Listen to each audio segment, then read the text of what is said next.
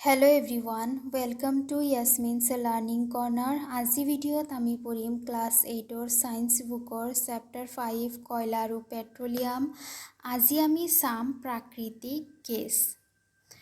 প্ৰাকৃতিক গেছটোও কয়লাৰ ওচৰতে অৱস্থিত থাকে আৰু ই গেছ ফৰ্মত থাকে। আমি প্ৰথমতে চাইছিলোঁ কয়লা জীৱাশ্ম যেটো চাইছিলোঁ হেতু কি আছিল গোটা জীৱাশ্ম। নেক্সট আমি চালো পেট্ৰলিয়াম।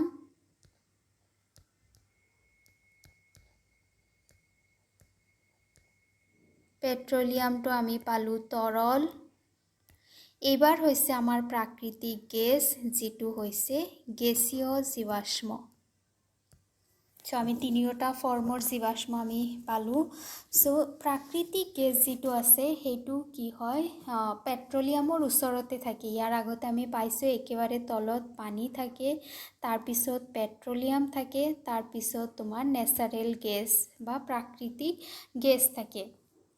হয়নে? আৰু সেম পদ্ধতিত যেনেকৈ পেট্ৰলিয়াম সৃষ্টি হয় ঠিক তেনেকৈ প্ৰাকৃতিক গেছো সৃষ্টি হয়। কি হয় যে মৃত জীৱ-জন্তু থাকে, জীৱ-জন্তুৰ যিবোৰ মৃত দেহ থাকে হেতু কি হয় উচ্চ চাপ, উচ্চ উষ্ণতা আৰু অক্সিজেনৰ অভাৱত পেট্ৰলিয়ামলৈ ৰূপান্তৰিত হয়। আৰু এইটো বস্তুৱে কি হয় তোমাৰ প্ৰাকৃতিক গেছলৈকেও ৰূপান্তৰিত হয়। সেই মৃত জীৱ-জন্তুৰ যিবোৰ দেহাৱয়ব আছে হেতুৰ পৰাই প্ৰাকৃতিক গেছৰো সৃষ্টি হয়। সাপোজ এইটো হৈছে এটা ল্যান্ড সাৰফেস, মাটিৰ উপৰিভাগ। ইয়াতে কি থাকিব প্ৰাকৃতিক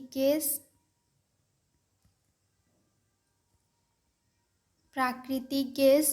ইয়াতে থাকিব তোমাৰ পেট্ৰলিয়াম।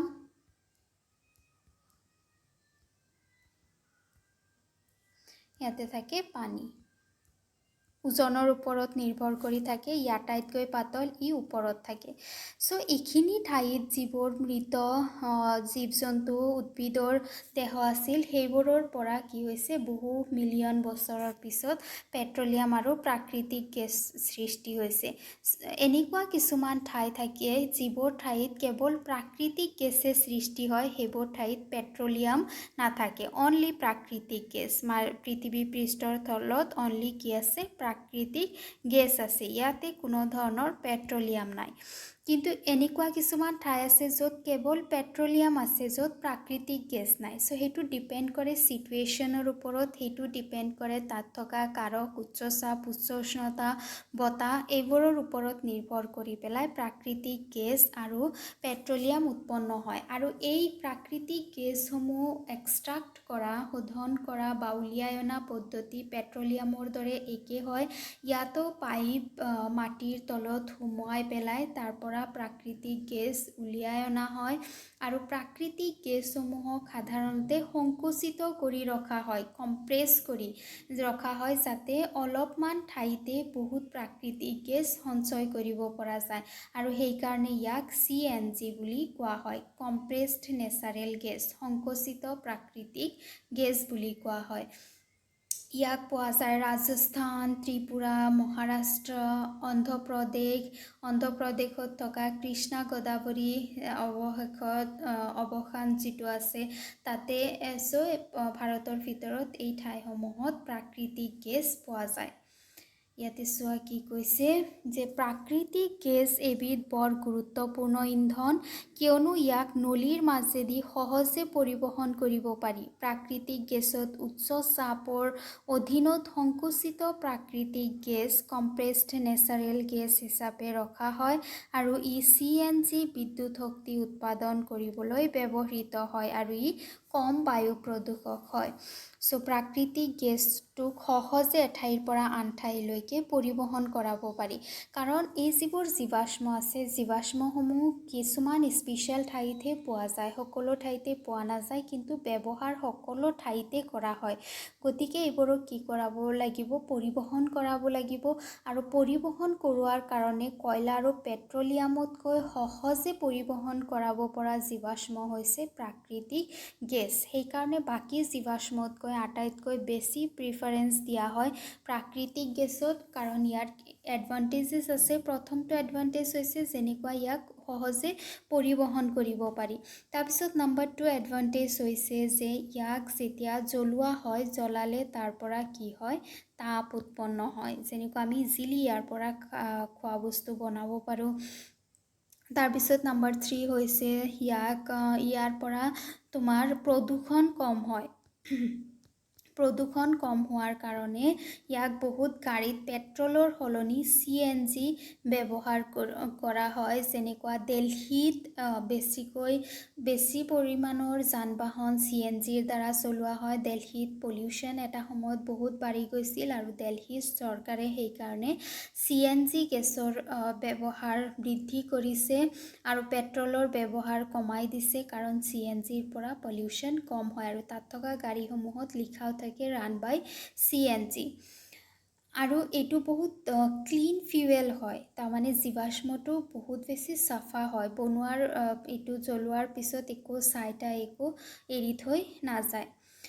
চ' এইকেইটা এডভান্টেজ থকাৰ কাৰণে প্ৰাকৃতিক গেছক বেলেগ জীৱাশ্মতকৈ বেছি প্ৰিফাৰেঞ্চ দিয়া হয়। চ' এইটোৱে কৈছে ইয়াতে যান বাহন পৰিবহণত ইন্ধন হিচাপে ব্যৱহাৰ কৰা হয় আৰু ই তুলনামূলকভাৱে পৰিষ্কাৰ ইন্ধন, ইয়াত একো ৰেচিডিউ এৰি থৈ নাযায়। CNG এটা ডাঙৰ সুবিধা যে ঘৰ কাৰখানাত ইন্ধন হিচাপে ইয়াক ব্যৱহাৰ কৰিব পাৰি। অতি ইজিলি ইয়াৰ পৰা তাপ উৎপন্ন কৰি আমি ব্যৱহাৰ কৰিব পাৰোঁ আৰু ইয়াক পোনপটীয়াকৈ নলীৰ যোগেদি যোগান ধৰিব পৰা যায়। দীঘল নলীসমূহ তেনেকুৱা নেটৱৰ্ক অসম, তাৰপিছত বৰোডা, গুজৰাটৰ বৰোডা, তাৰপিছত দিল্লীৰ কোনো অঞ্চলত অন্যান্য ঠাইত প্ৰাকৃতিক গেছসমূহ পোৱা যায়। ইয়াতে চোৱা অসমৰ কোন ঠাইত প্ৰাকৃতিক গেছ পোৱা যায়। অসমৰ দুলীয়াজান, শিৱসাগৰ, ডিব্ৰুগড় আদি ঠাইত প্ৰাকৃতিক গেছ সংকুচিত কৰি নলী নেটৱৰ্কৰ দ্বাৰা পোনপটীয়াকৈ ঘৰুৱা ইন্ধন হিচাপে যোগান ধৰাৰ ব্যৱস্থা আছে। কেতবোৰ ৰাসায়নিক দ্ৰব্য আৰু সাৰ প্ৰস্তুত কৰাৰ ক্ষেত্ৰত প্ৰাকৃতিক গেছ কেঁচা সামগ্ৰী হিচাপে ব্যৱহাৰ কৰা হয়। ভাৰতত প্ৰাকৃতিক গেছৰ বিশাল ভাণ্ডাৰ আছে। আমাৰ দেশৰ অসম, ত্ৰিপুৰা, ৰাজস্থান, মহাৰাষ্ট্ৰ, কৃষ্ণা গোদাবৰী অৱবাহিকাত প্ৰাকৃতিক গেছ যথেষ্ট পৰিমাণে পোৱা যায়। চ' প্ৰাকৃতিক গেছ ক'ত পোৱা যায়, এক্সামত আহিলে ক'ব পাৰিবা। ভাৰতৰ প্ৰাকৃতিক গেছ ক'ত পোৱা যায় বুলি ক'লে কি লিখিবা, অসম, ত্ৰিপুৰা, ৰাজস্থান, মহাৰাষ্ট্ৰ, কৃষ্ণা গোদাবৰী।